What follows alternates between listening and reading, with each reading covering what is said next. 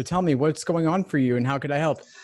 So I got my binder going. I've been reading the articles. I went to start my day one and I said, nope, I'm going to wait until today because I know I keep procrastinating, but I was going to wait till today because I paid for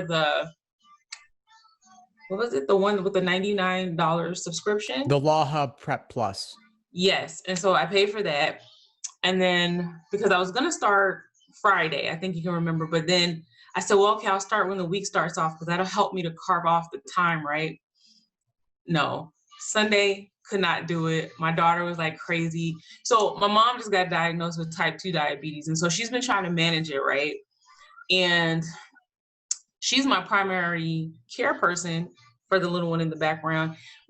And if I'm working or whatever, so when she has a bad day or she's not feeling good, it's like a last minute change for me. And that's probably what's killing me the worst. So it's nothing you can do, but I do plan on catching up. I do plan on jumping into it. Like I said, I bought the plus. I'm going to be participating in the study group. I just have to start studying. And I find that the best way I think is going to be for me to do early in the morning before she wakes up. And everybody that knows me knows I love my sleep. So that's going to be a hard sacrifice, but I'm going to do it. I don't know. I'm just trying to, I think because the information is like water hose right now. Everything is new, right? Because I haven't started the first section at all.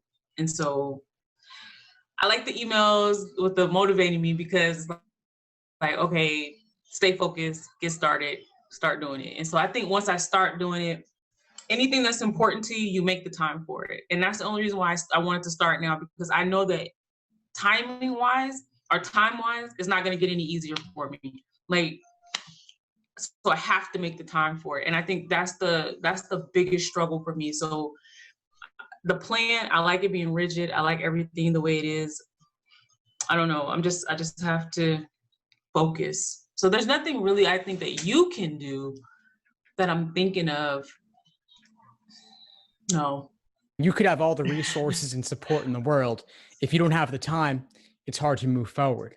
But the good news is It sounds like you're committed and you're going to do what you can, and obstacles will come up and you'll work around them. If you have to cut into sleep a little bit, you have to cut into sleep a little bit. And the study plan, that is more important for the level of specificity it contains about what to do than the exact day-by-day breakdown. So if you can only carve out a half hour in the morning, an hour in the morning to keep moving ahead, then that's what you do now. And maybe things free up later and you can devote more time. But as long as you can get a little bit of momentum, that'll keep you in the game. I think that's why this weekend I reading the articles and starting the binder, and then I printed off, it's actually sitting right here too, because I was upstairs and I printed it. One of the emails that you sent today, it had the stuff about the behind the scenes for the former LSAT question writer.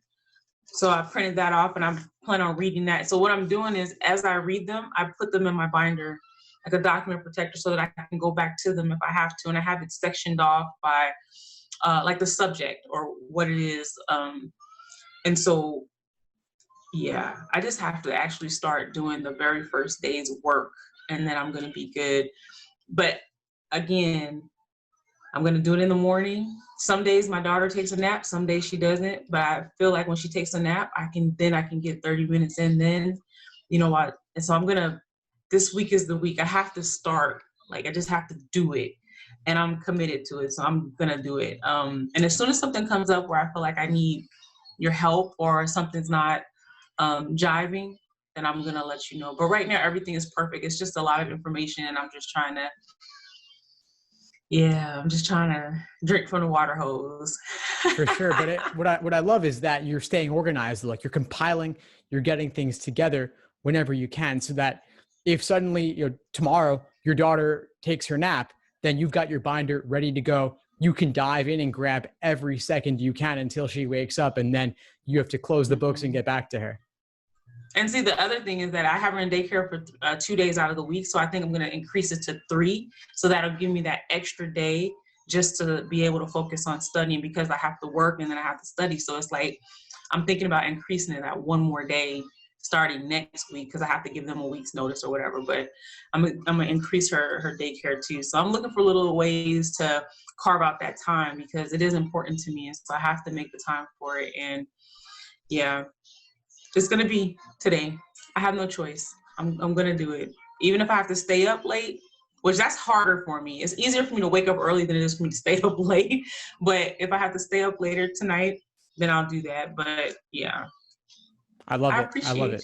Of course. No, you're carving it out. You're making it happen. Yeah, it's just hard. I think the what I've gotten the most so far out of the articles and the reading, the frequently asked questions are perfect because those are all the questions that I would have had.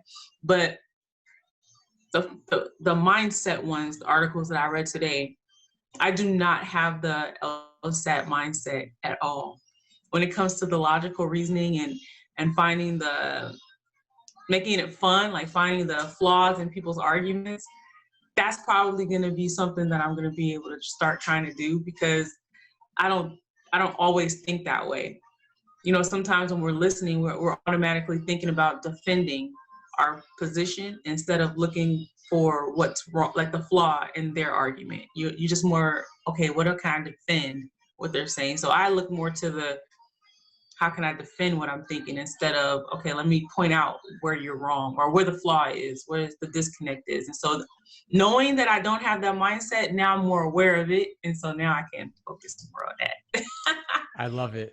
Yeah. Find the fun in it. And yeah, you can really change your mindset and change how you look critically and skeptically at arguments, both not just defending yourself and not just poking holes in other people's arguments. I think the next level is when you can poke holes in your own previous reasoning. Wow. That's like, to me, that's like when you really got it, because especially in arguments, if you're talking about current events and politics, you know, there's this whole selection bias where you only look at things that confirm what you already think. But if you can poke the holes in your own reasoning, because obviously, you know, you have your viewpoint, you have your side, and that's fine. I'm not saying to change your opinion. What I am saying is to acknowledge that things are not truly black and white. There's always alternate considerations and possibilities. And that's what they're looking for on the writing sample too. On the writing sample, they want you to choose a side where two things are equally weighted. And there's truly no right decision there. But and each option A and option B both have their pros and cons. But if you choose option A and you argue in favor of it, you still got to point out what option A's drawbacks are to recognize that there is nuance and there are shades of gray. So to me, that's like where you really get into it on logical reasoning. Okay. Nice. I don't know. What else? Steve, you sitting there, you put me on the spot. I don't know what else to say. No, there's nothing else you have to say right now. I mean, I think we got some good insights into how you can set up your day, how you can set up your week, how you can structure things. It sounds like you have a good plan. So we could just leave it at that for now. And then as future things come up, bring them up in class, bring them up in the group coaching, and we'll address them as they come up. So I will ask this. So with the classes, so I click on and I RSVP when there's an availability for me to RSVP, right? But then sometimes it doesn't have that. And so I just think that, okay, I'm just supposed to click on that link at that time. Correct. And so I'm following, so I got the study plan, right? So we have the study plan, but then we also have our lessons and our webinars. So I've been going through the lessons so far, like this weekend I spent some time going over the different orientations, and then I think I got the question and answer, and now I'm to the very first like real one. So do I need to bounce over to the webinars every once in a while, or should I just go by the lessons and only, like, what's the best way to use everything that I'm given? Because I gotta map stuff out, you know what I mean? So you probably can tell that already, but I can sometimes analyze to the point of, analyzation to the point of paralysis, like, so I don't move because I'm too busy trying to analyze a strategy or come up with a plan that I actually don't execute. So again, recognizing my own weaknesses. That's something that I'm trying to figure out how I can use the best of all three. I got the study plan part down. I got the lessons down because now I know I can just go in there, and then I learned how to mark them complete. So, okay, got it. Now I can do that. But how do I include the webinars? What's the best use of the webinars as well? Yeah, great question. So the live events that are happening each week, those are basically just a place for you to connect with others and to ask your questions to me and to others live as things come up. You know, everybody's at a different point in their prep. Everybody has different areas of strength and weakness. So some people are at week 1, some people are at week 7, and some people are taking the LSAT in July, others are taking it in November. And so everyone's going to be at different points. And the group coaching is agnostic of all of that. It doesn't care where you are. We just address things in the moment as they come up. Those who are further down the path can support those who are just getting started. And everyone can get some insights from that too. Everyone can listen and benefit, and I answer and others answer as well. So that's a place just to bring things, challenges as you're facing them as they come up. For the other classes, like the workshops, like on flaws that we've done recently, that's a place for us to go in depth and granular on flaws, and you can ask your questions in real time.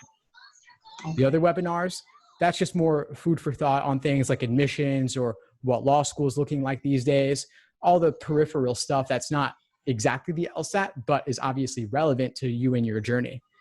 And then same deal goes for the recordings. Like, listen, if you want to change it up and listen to something different, like you can listen to my webinars on recordings about study plans or staying structured, staying organized, because that's not LSAT content like games or reasoning, but it's still very relevant to helping you move forward. And so you might see some tactical things, maybe not about binders specifically, but about the overall theory and the framework of setting yourself up for success. And those are also nice because you can listen to those on the go. Like, let's say, you know, if you're driving somewhere, you can listen in the car, but you wouldn't be able to work through an LSAT problem in the car, but it's a way to still get some information. That's true. Okay, that's good. Because that's one of the things I realized in the study group too, when we were reading when we were going over how we answer our questions, like, because some of us asked, okay, do you go to the shorter questions first, or do you go? And I was like, yeah, I tend to do that. Even with the shorter answers, I'll read them first because I'm so used to now listening to everything versus reading it that I kind of get lazy with the reading. So they were like, oh no, you got to read more. You got to keep reading because, you know, you can't jump around. Sometimes, you know, it doesn't help for you to jump around. So I thought that was pretty cool help, you know, from the group, something to help me to. So when you say listening to the different content, that works for me because I like to listen now. I learn lazier now. So no, it works for you. So no, that's it. That's all I got, Steve. Like, I'm cool. I'm thankful. I'm happy to be a part of the group. I'm happy to have you in the course. You've been contributing a great deal already, and I'm excited to have you in it going forward. I'm telling you, I appreciate it. I'm pumped up. I didn't even have any espresso this morning. Normally on days like this, I'm like, oh, I got to go get my chai tea with a shot of espresso, my dirty chai. But today I didn't do it. I just was hung out with the green tea and worked my way through the day, the first part of the day. So nice. I love it. I love the energy. Well, keep at it, Markeisha. I'll see you in class tonight, and anything comes up, let me know. Okay. Thanks, Steve. Of course. You have a good one. Thanks for tuning into the show. Please subscribe if you haven't done so already to be notified of new episodes as I release them.